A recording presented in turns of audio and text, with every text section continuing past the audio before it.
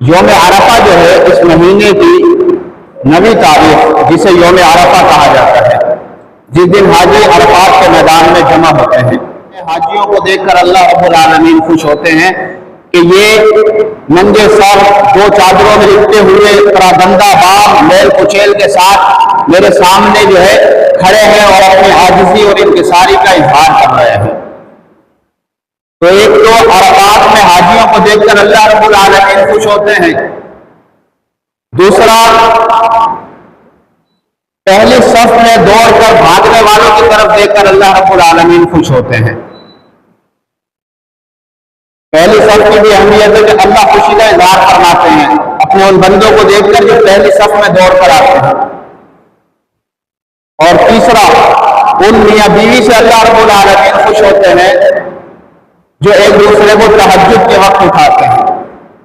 یہ بڑی جو تھوڑی سی مشکل بات ہے آج کل، اگر فجر کے وقت بھی میاں کو اٹھا دیا اور بیوی نے غلطی سے، تو میاں کہے گا کہ یار دیکھ نہیں رہا کیا ٹائم ہو رہا ہے، نیند بھی پوری نہیں ہوئی، تھوڑی دیر بعد ناشتے کے لیے اٹھا دو تو میاں جی فوراً اٹھ جائیں گے۔ لیکن یہ تہجد کے لیے اٹھانا اللہ کے نزدیک جو ہے یہ جو ہے خوشی کا موقع ہے کہ اللہ خوش ہوتے ہیں۔ یوم عرفہ 9واں دن جو ہے اس مہینے کا 9 ذو الحجہ یوم عرفہ کہلاتا ہے۔ آپ صلی اللہ علیہ وسلم نے اس کی بڑی فضیلت بیان فرمائی۔ اس دن شیطان جو ہے وہ روتا ہے، ماتم کرتا ہے، اور آپ صلی اللہ علیہ وسلم نے ارشاد فرمایا صیام یوم عرفہ انی احتسب علی اللہ، یوم عرفہ کا جو روزہ ہے، ویسے تو حدیث میں آتا ہے کہ اس دن، اس مہینے کے یہ جو 10 دن ہے،